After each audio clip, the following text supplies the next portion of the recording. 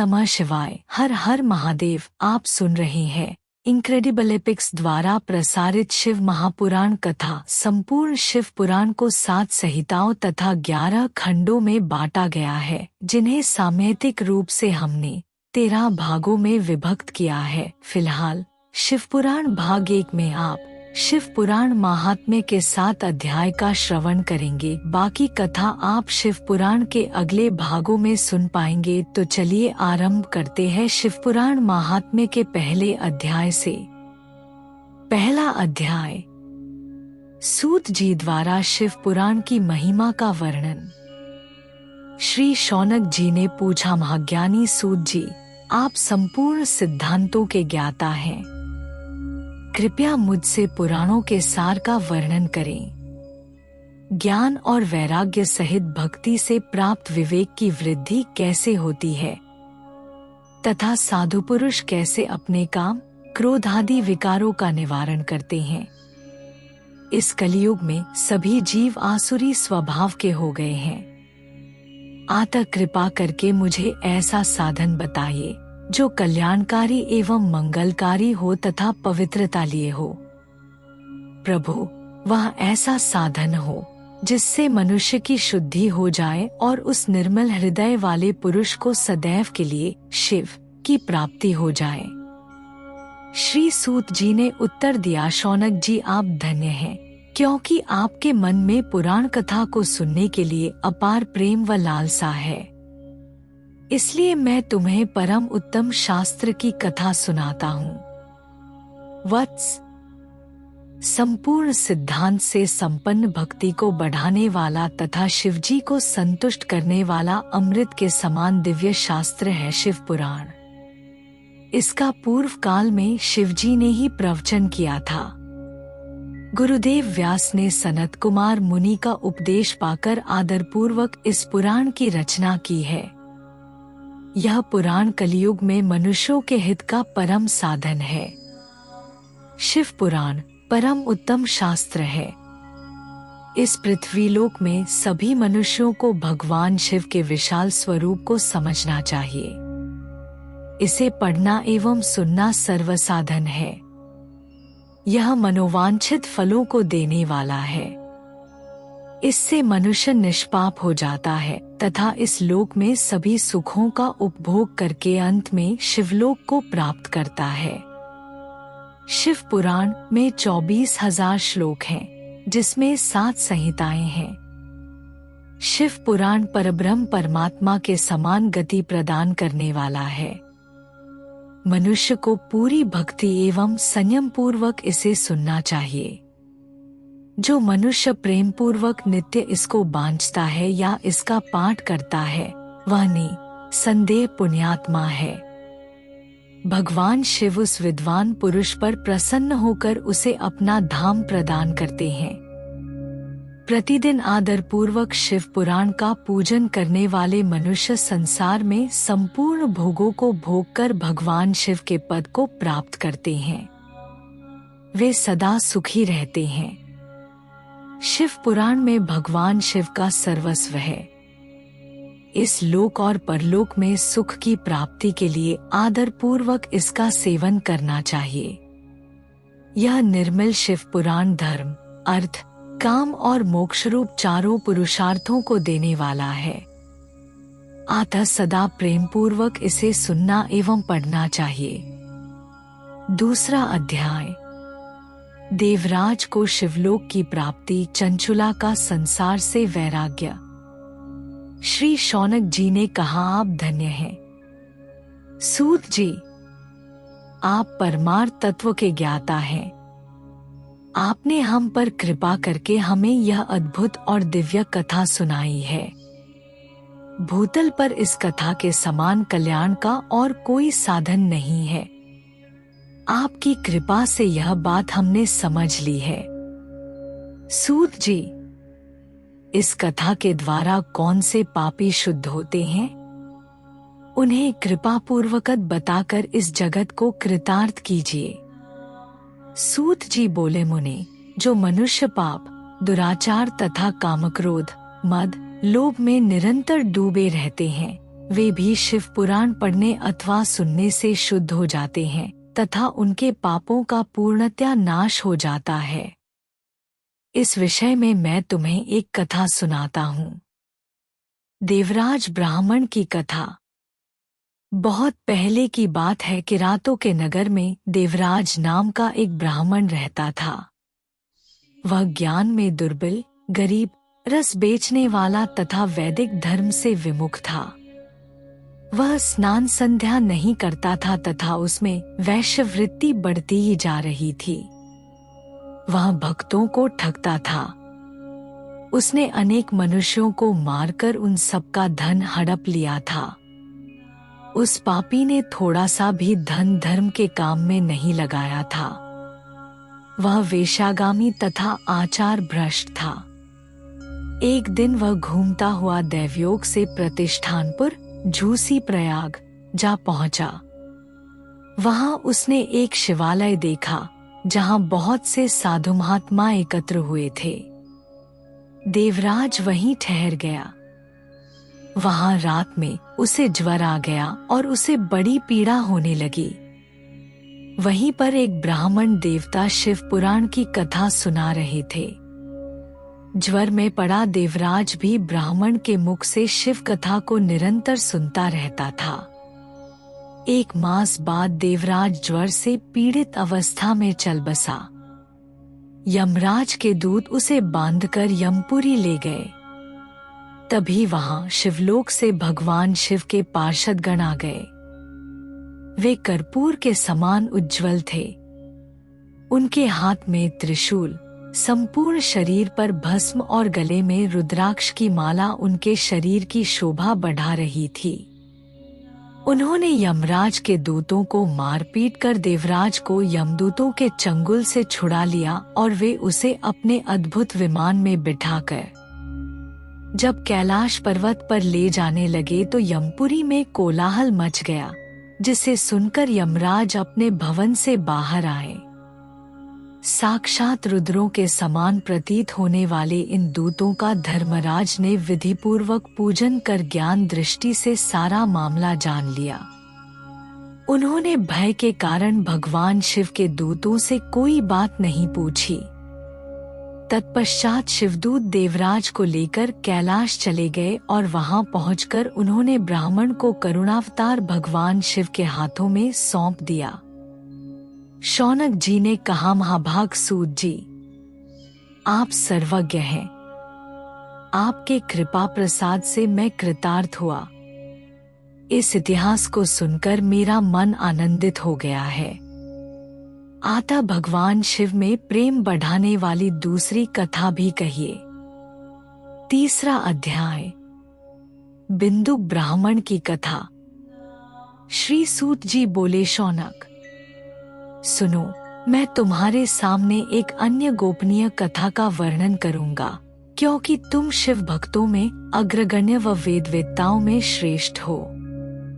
समुद्र के निकटवर्ती प्रदेश में वाशकल नामक गांव है, जहां वैदिक धर्म से विमुख महापापी मनुष्य रहते हैं।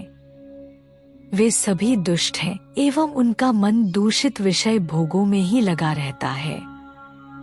वे देवताओं एवं भाग्य पर विश्वास नहीं करते। वे सभी कुटिल वृत्ति वाले हैं। किसानी करते हैं और विभिन्न प्रकार के अस्त्र शस्त्र रखते हैं। वे व्यभिचारी हैं। वे इस बात से पूर्णतः अनजान हैं कि ज्ञान, वैराग्य तथा सद्धर्म ही मनुष्य के लिए परम पुरुषार्थ है। वे सभी पशु बुद्धि हैं। अन्य समुदाय के लोग भी उन्हीं की तरह बुरे विचार रखने वाले, धर्म से विमुख हैं। वे नित्य कुकर्म में लगे रहते हैं एवं सदा विषय भोगों में डूबे रहते हैं।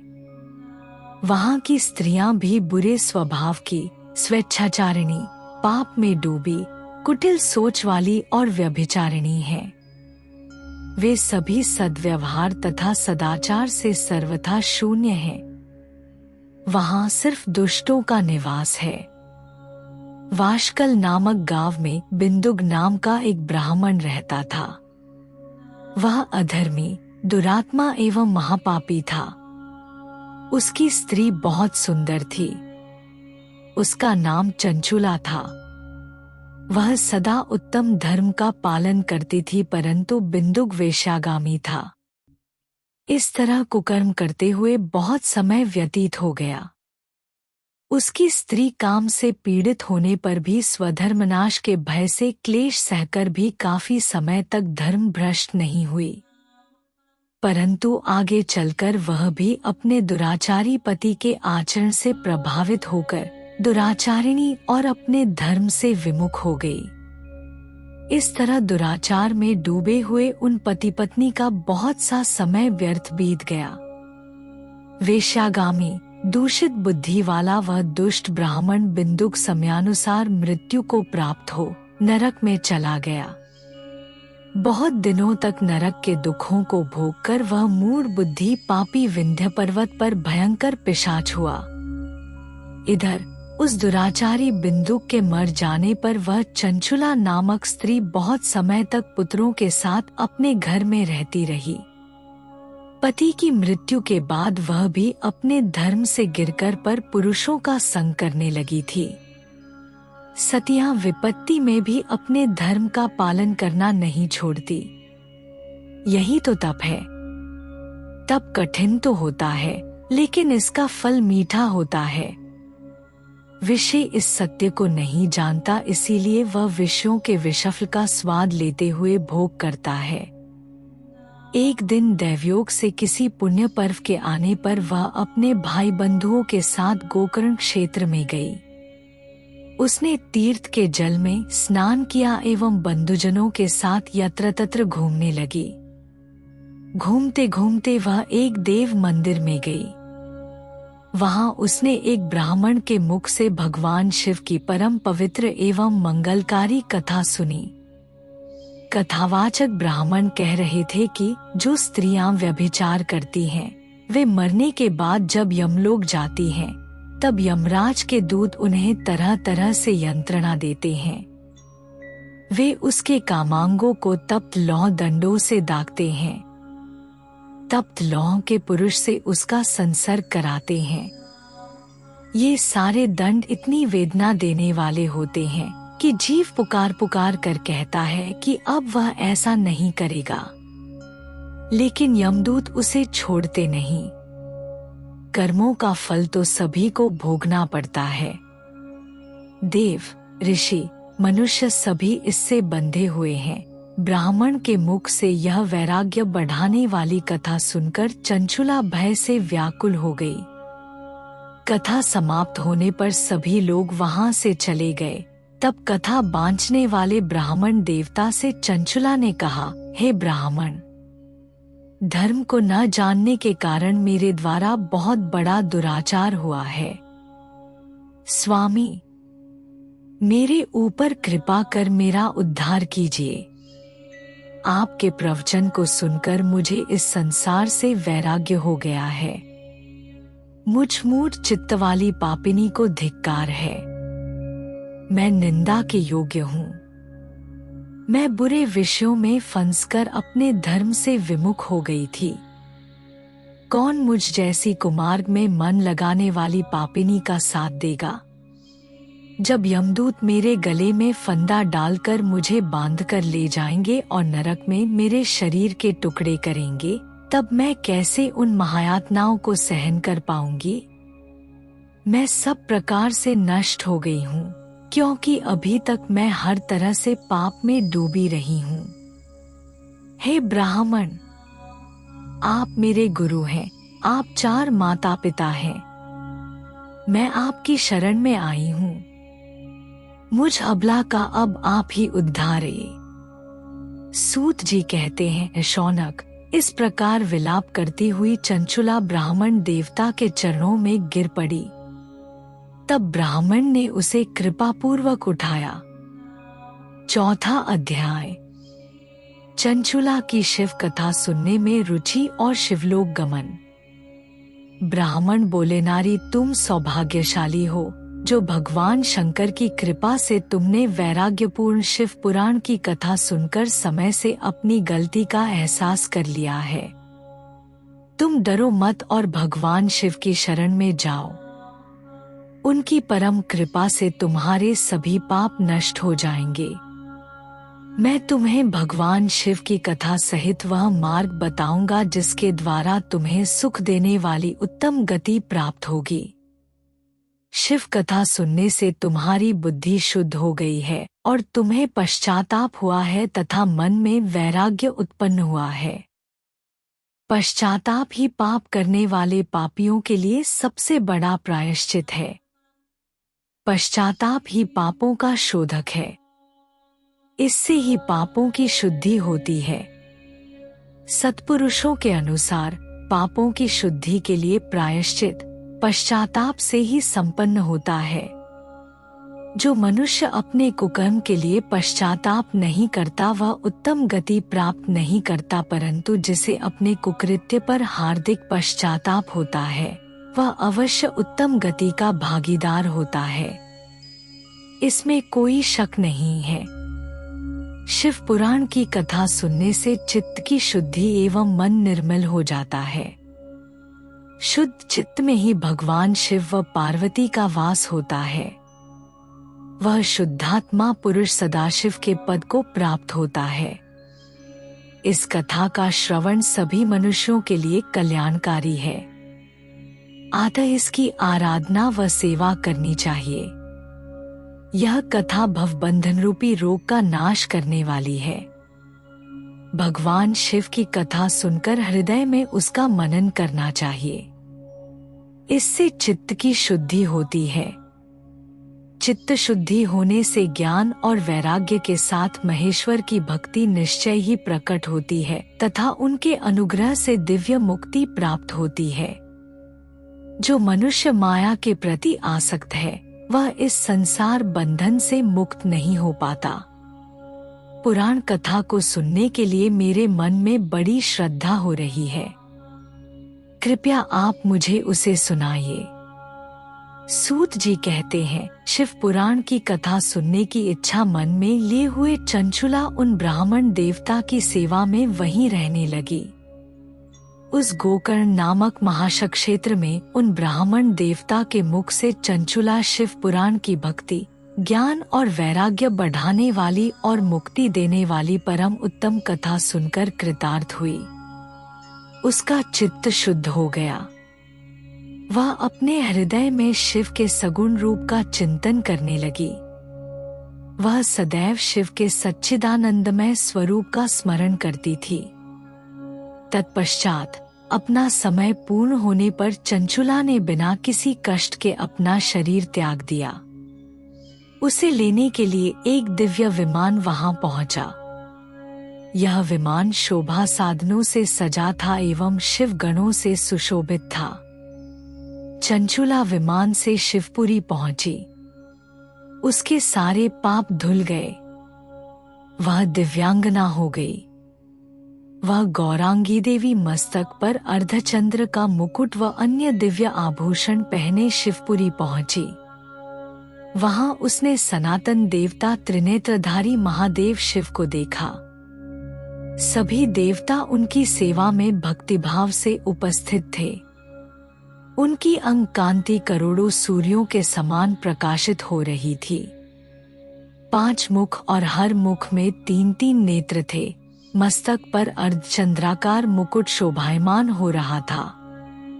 कंठ में नील चिन्ह था।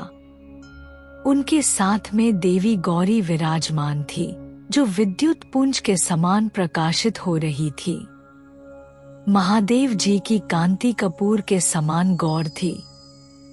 उनके शरीर पर श्वेत वस्त्र थे तथा शरीर श्वेत भस्म से युक्त था। इस प्रकार भगवान शिव के परम उज्ज्वल रूप के दर्शन कर चंचुला बहुत प्रसन्न हुई।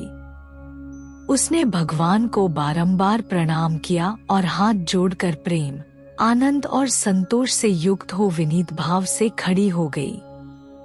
उसके नेत्रों से आनंदाश्रुओं की धारा बहने लगी। भगवान शंकर व भगवती गौरी उमा ने करुणा के साथ सौम्य दृष्टि से देखकर चंचुला को अपने पास बुलाया। गौरी उमा ने उसे प्रेमपूर्वक अपनी सखी बना लिया। चंचुला सुखपूर्वक भगवान शिव के धाम में उमा देवी की सखी के रूप में निवास करने लगी। हे ब्राह्मण पत्नी, तुम अन्य विषयों से अपने मन को हटाकर भगवान शंकर की इस परम पावन कथा को सुनो। इससे तुम्हारे चित्त की शुद्धि होगी और तुम्हें मोक्ष की प्राप्ति होगी। जो मनुष्य निर्मल हृदय से भगवान शिव के चरणों का चिंतन करता है, उसकी एक ही जन्म में मुक्ति हो जाती है। सूत जी कहते हैं, शौनक।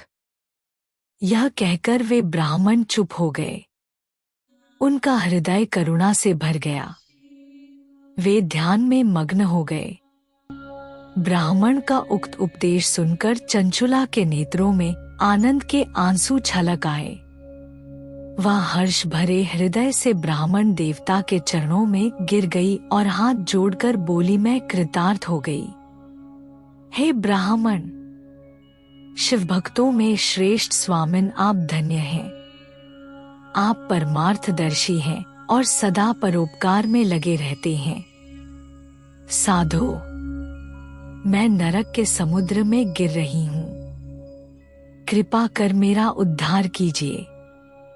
जिस पौराणिक व अमृत के समान सुंदर शिव पुराण कथा की बात आपने की है, उसे सुनकर ही मेरे मन में वैराग्य उत्पन्न हुआ है। उस अमृतमयी शिव पुराण कथा को सुनने के लिए मेरे मन में बड़ी श्रद्धा हो रही है। कृपया आप मुझे उसे सुनाइए। सूत जी कहते हैं, शिव पुराण की कथा सुनने की इच्छा मन में लिए हुए चंचुला उन ब्राह्मण देवता की सेवा में वहीं रहने लगी। उस गोकर्ण नामक महाशक क्षेत्र में उन ब्राह्मण देवता के मुख से चंचुला शिव पुराण की भक्ति, ज्ञान और वैराग्य बढ़ाने वाली और मुक्ति देने वाली परम उत्तम कथा सुनकर कृतार्थ हुई। उसका चित्त शुद्ध हो गया। वह अपने हृदय में शिव के सगुण रूप का चिंतन करने लगी। वह सदैव शिव के सच्चिदानंदमय स्वरूप का स्मरण करती थी। तत्पश्चात अपना समय पूर्ण होने पर चंचुला ने बिना किसी कष्ट के अपना शरीर त्याग दिया। उसे लेने के लिए एक दिव्य विमान वहां पहुंचा। यह विमान शोभा साधनों से सजा था एवं शिव गणों से सुशोभित था। चंचुला विमान से शिवपुरी पहुंची। उसके सारे पाप धुल गए। वह दिव्यांगना हो गई। वह गौरांगी देवी मस्तक पर अर्धचंद्र का मुकुट व अन्य दिव्य आभूषण पहने शिवपुरी पहुंची। वहां उसने सनातन देवता त्रिनेत्रधारी महादेव शिव को देखा। सभी देवता उनकी सेवा में भक्तिभाव से उपस्थित थे। उनकी अंग कांति करोड़ों सूर्यों के समान प्रकाशित हो रही थी। 5 मुख और हर मुख में 3-3 नेत्र थे। मस्तक पर अर्धचंद्राकार मुकुट शोभायमान हो रहा था। कंठ में नील चिन्ह था। उनके साथ में देवी गौरी विराजमान थी, जो विद्युत पुंज के समान प्रकाशित हो रही थी। महादेव जी की कांति कपूर के समान गौर थी।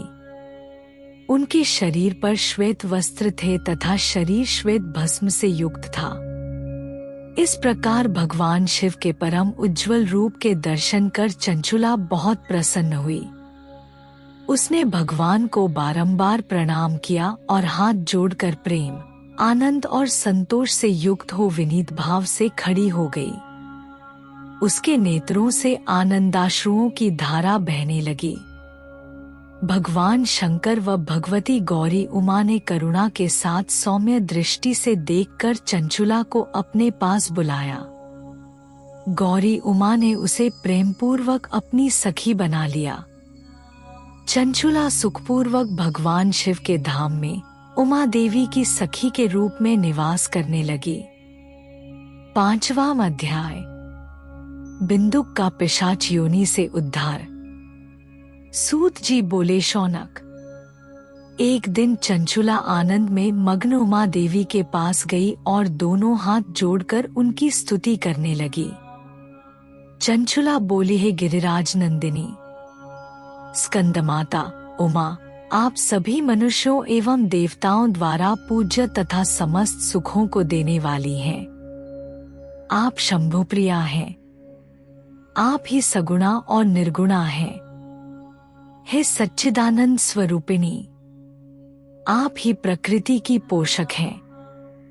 हे माता, आप ही संसार की सृष्टि, पालन और सहार करने वाली हैं। आप ही ब्रह्मा, विष्णु और महेश को उत्तम प्रतिष्ठा देने वाली परम शक्ति हैं। सूत जी कहते हैं, शौनक, सद्गति प्राप्त चंचुला इस प्रकार देवी की स्तुति कर शांत हो गई। उसकी आंखों में प्रेम के आंसू उमड़ आए। तब शंकर प्रिया भक्तवत्सला उमा देवी ने बड़े प्रेम से चंचुला को चुप कराते हुए कहा, कि चंचुला, मैं तुम्हारी स्तुति से प्रसन्न हूँ। बोलो, क्या वर मांगती हो? चंचुला बोली, है गिरिराज कुमारी, मेरे पति बिंदुग इस समय कहाँ हैं? उनकी कैसी गति हुई है? मुझे बताइए और कुछ ऐसा उपाय कीजिए ताकि हम फिर से मिल सकें। हे महादेवी, मेरे पति एक शूद्र जाति वेश्या के प्रति आसक्त थे और पाप में ही डूबे रहते थे। गिरिजा बोली, बेटी, तुम्हारा पति बिंदुक बड़ा पापी था। उसका अंत बड़ा भयानक हुआ। वेश्या का उपभोग करने के कारण वह मूर्ख नरक में अनेक वर्षों तक अनेक प्रकार के दुख भोग कर अब शेष पाप को भोगने के लिए विंध्य पर्वत पर पिशाच की योनि में रह रहा है। वह दुष्ट वहीं वायु पीकर रहता है और सब प्रकार के कष्ट सहता है। सूत जी कहते हैं, शौनक, गौरी देवी की यह बात सुनकर चंचुला अत्यंत दुखी हो गई। फिर मन को किसी तरह स्थिर करती हुई दुखी हृदय से मां गौरी से उसने एक बार फिर पूछा, हे महादेवी, मुझ पर कृपा कीजिए और मेरे पापी पति का अब उद्धार कर दीजिए। कृपा करके मुझे वह उपाय बताइए जिससे मेरे पति को उत्तम गति प्राप्त हो सके। गौरी देवी ने कहा, यदि तुम्हारा पति बिंदुक शिव पुराण की पुण्य में उत्तम कथा सुने तो वह इस दुर्गति को पार करके उत्तम गति का भागी हो सकता है। अमृत के समान मधुर गौरी देवी का यह वचन सुनकर चंचुला ने दोनों हाथ जोड़कर मस्तक झुकाकर उन्हें बारंबार प्रणाम किया तथा प्रार्थना की कि मेरे पति को शिव पुराण सुनाने की व्यवस्था कीजिए। ब्राह्मण पत्नी चंचुला के बार बार प्रार्थना करने पर शिवप्रिया गौरी देवी ने भगवान शिव की महिमा का गान करने वाले गंधर्वराज तुम्बुरो को बुलाकर कहा, तुम्बुरो, तुम्हारी भगवान शिव में प्रीति है। तुम मेरे मन की सभी बातें जानकर मेरे कार्यों को सिद्ध करते हो। तुम मेरी इस सखी के साथ विंध्य पर जाओ। वहां एक महाघोर और भयंकर पिशाच रहता है। पूर्व जन्म में वह पिशाच बिंदुग नामक ब्राह्मण मेरी इस सखी चंचुला का पति था। वह वेश्यागामी हो गया। उसने स्नान संध्या आदि नित्य कर्म छोड़ दिए। क्रोध के कारण उसकी बुद्धि भ्रष्ट हो गई। दुर्जनों से उसकी मित्रता तथा सज्जनों से द्वेष बढ़ गया था।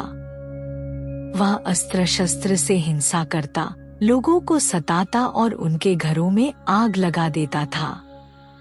चांडालों से दोस्ती करता व रोज वेश्या के पास जाता था। पत्नी को त्याग कर दुष्ट लोगों से दोस्ती कर उन्हीं के संपर्क में रहता था। वह मृत्यु तक दुराचार में फंसा रहा। मृत्यु के बाद उसे पापियों के भोग स्थान यमपुर ले जाया गया। वहां घोर नरकों को सहकर इस समय वह विंध्य पर्वत पर पिशाच बनकर रह रहा है और पापों का फल भोग रहा है। तुम उसके सामने परम पुण्यमयी पापों का नाश करने वाली शिव पुराण की दिव्य कथा का प्रवचन करो। इस कथा को सुनने से उसका हृदय सभी पापों से मुक्त होकर शुद्ध हो जाएगा और वह प्रेत योनि से मुक्त हो जाएगा। दुर्गति से मुक्त होने पर उस बिंदुक नामक पिशाच को विमान पर बिठाकर तुम भगवान शिव के पास ले आना। सूत जी कहते हैं, शौनक, माँ उमा का आदेश पाकर गंधर्वराज तुम्बुरो प्रसन्नतापूर्वक अपने भाग्य की सराहना करते हुए चंचुला को साथ लेकर विमान से पिशाच के निवास स्थान विंध्य पर्वत गया। वहां पहुंचकर उसने उस विकराल आकृति वाले पिशाच को देखा। उसका शरीर विशाल था, उसकी ठोड़ी बड़ी थी। वह कभी हंसता, कभी रोता और कभी उछलता था। महाबली तुम्बुरो ने बिंदुक नामक पिशाच को पाशों से बांध लिया। उसके पश्चात तुम्बुरो ने शिव पुराण की कथा बांचने के लिए स्थान तलाश कर मंडप की रचना की। शीघ्र ही इस बात का पता लोगों को चल गया कि एक पिशाच के उद्धार हेतु देवी पार्वती की आज्ञा से तुम्बुरो शिव पुराण की अमृत कथा सुनाने विंध्य पर्वत पर आया है। उस कथा को सुनने के लोभ से बहुत से देवर्षि वहां पहुंच गए। सभी को आदरपूर्वक स्थान दिया गया। पिशाच बिंदुक को पाशों में बांधकर आसन पर बिठाया गया और तब तुम्बुरो ने परम उत्तम शिव पुराण की अमृत कथा का गान शुरू किया। उसने पहली विदेश्वर संहिता से लेकर 7वीं वायु संहिता तक शिव पुराण की कथा का स्पष्ट वर्णन किया। सातों संहिताओं सहित शिव पुराण को सुनकर सभी श्रोता कृतार्थ हो गए। परम पुण्यमय शिव पुराण को सुनकर पिशाच सभी पापों से मुक्त हो गया और उसने पिशाच शरीर का त्याग कर दिया। शीघ्र ही उसका रूप दिव्य हो गया। उसका शरीर गौर वर्ण का हो गया। शरीर पर श्वेत वस्त्र एवं पुरुषों के आभूषण आ गए। इस प्रकार दिव्य देहधारी होकर बिंदुक अपनी पत्नी चंचुला के साथ स्वयं भी भगवान शिव का गुणगान करने लगा। उसे इस दिव्य रूप में देखकर सभी को बहुत आश्चर्य हुआ। उसका मन परम आनंद से परिपूर्ण हो गया। सभी भगवान महेश्वर के अद्भुत चरित्र को सुनकर कृतार्थ हो उनका यशोगान करते हुए अपने अपने धाम को चले गए। बिंदुक अपनी पत्नी चंचुला के साथ विमान में बैठकर शिवपुरी की ओर चल दिया। महेश्वर के गुणों का गान करता हुआ बिंदुक अपनी पत्नी चंचुला व तुम्बुरो के साथ शीघ्र ही शिवधाम पहुंच गया। भगवान शिव व देवी पार्वती ने उसे अपना पार्षद बना लिया। दोनों पति पत्नी सुखपूर्वक भगवान महेश्वर एवं देवी गौरी के श्रीचरणों में अविचल निवास पाकर धन्य हो गए। 5वां अध्याय, बिंदुक का पिशाच योनि से उद्धार। शौनक जी कहते हैं, महाप्राज्ञ सूत जी, आप धन्य एवं शिव भक्तों में श्रेष्ठ हैं। हम पर कृपा कर हमें कल्याणमय शिव पुराण के श्रवण की विधि बताइए, जिससे सभी श्रोताओं को संपूर्ण उत्तम फल की प्राप्ति हो। सूत जी ने कहा, मुने शौनक, तुम्हें संपूर्ण फल की प्राप्ति के लिए मैं शिव पुराण की विधि सविस्तार बताता हूँ। सर्वप्रथम किसी ज्योतिषी को बुलाकर दान से संतुष्ट कर उससे कथा का शुभ मुहूर्त निकलवाना चाहिए और उसकी सूचना का संदेश सभी लोगों तक पहुंचाना चाहिए कि हमारे यहाँ शिव पुराण की कथा होने वाली है। अपने कल्याण की इच्छा रखने वालों को इसे सुनने अवश्य पधारना चाहिए। देश देश में जो भी भगवान शिव के भक्त हों तथा शिव कथा के कीर्तन और श्रवण के उत्सुक हों, उन सभी को आदरपूर्वक बुलाना चाहिए और उनका आदर सत्कार करना चाहिए। शिव पुराण सुनने के लिए मंदिर, तीर्थ, वन प्रांत अथवा घर में ही उत्तम स्थान का निर्माण करना चाहिए। केले के खंभों से सुशोभित कथा मंडप तैयार कराएं।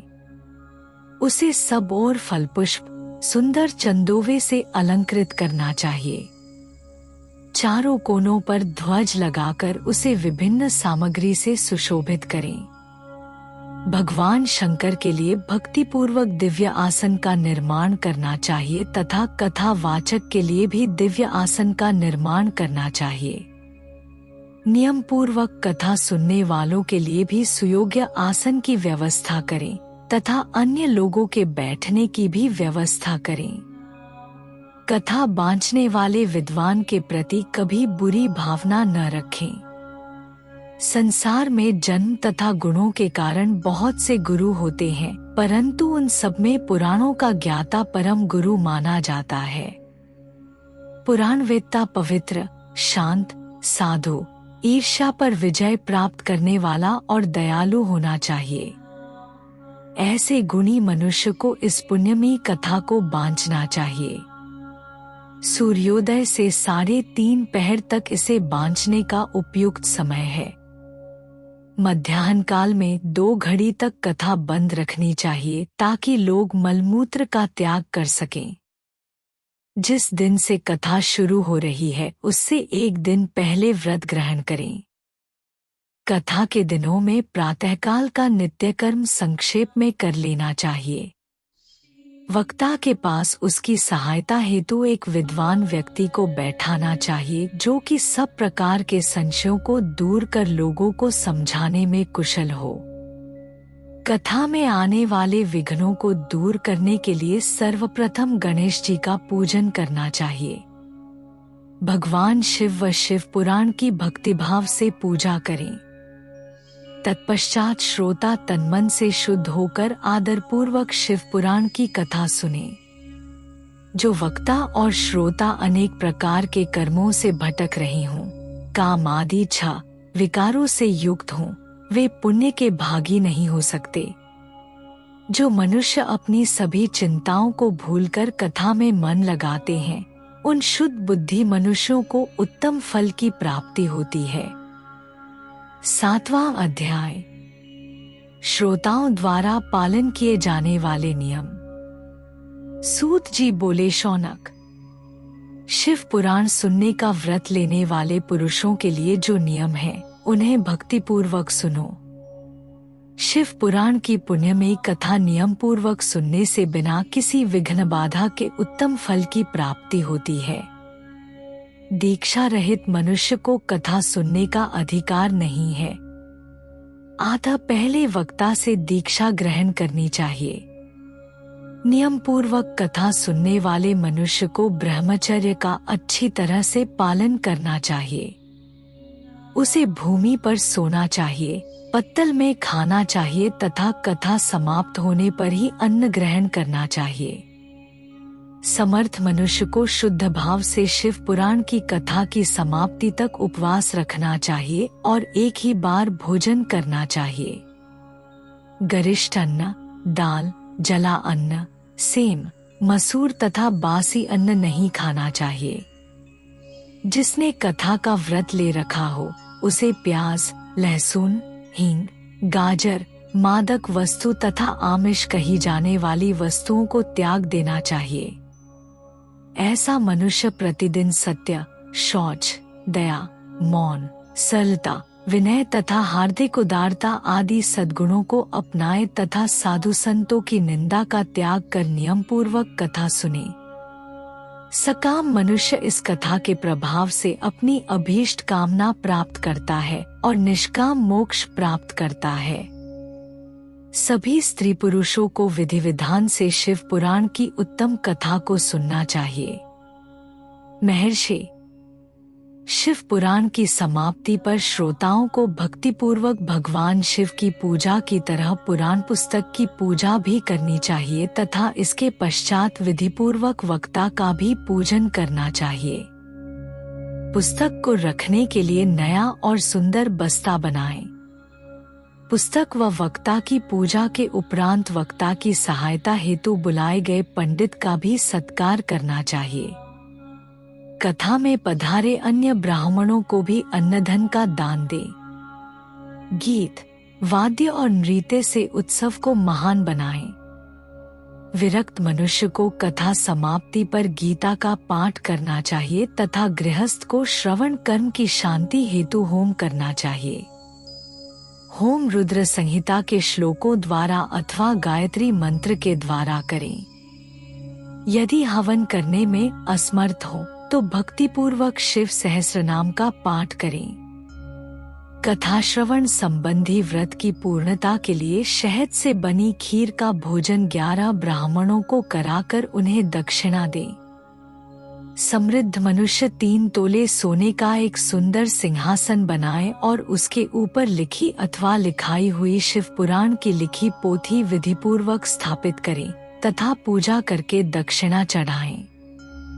फिर आचार्य का वस्त्र, आभूषण एवं गंध से पूजन करके दक्षिणा सहित वह पुस्तक उन्हें भेंट कर दें। शौनक, इस पुराण के दान के प्रभाव से भगवान शिव का अनुग्रह पाकर मनुष्य भवबंधन से मुक्त हो जाता है। शिव पुराण को विधिपूर्वक संपन्न करने पर यह संपूर्ण फल देता है तथा भोग और मोक्ष प्रदान करता है। मुने, शिव पुराण का सारा महात्म्य जो संपूर्ण फल देने वाला है मैंने तुम्हें सुना दिया है। अब आप और क्या सुनना चाहते हो? श्रीमान शिव पुराण सभी पुराणों के माथे का तिलक है। जो मनुष्य सदा भगवान शिव का ध्यान करते हैं, जिनकी वाणी शिव के गुणों की स्तुति करती है और जिनके दोनों कान उनकी कथा सुनते हैं, उनका जीवन सफल हो जाता है, वे संसार सागर से पार हो जाते हैं। ऐसे लोग इहलोक और परलोक में सदा सुखी रहते हैं। भगवान शिव के सच्चिदानंदमय स्वरूप का स्पर्श पाकर ही समस्त प्रकार के कष्टों का निवारण हो जाता है। उनकी महिमा जगत के बाहर और भीतर दोनों जगह विद्यमान है। उन अनंत आनंद रूप परम शिव की मैं शरण लेता हूँ। इस प्रकार शिव पुराण महात्म्य के साथ शिव पुराण भाग 1 संपूर्ण हुआ। आगे शिव पुराण भाग 2 में आप विद्वेश्वर संहिता की कथा का श्रवण करेंगे।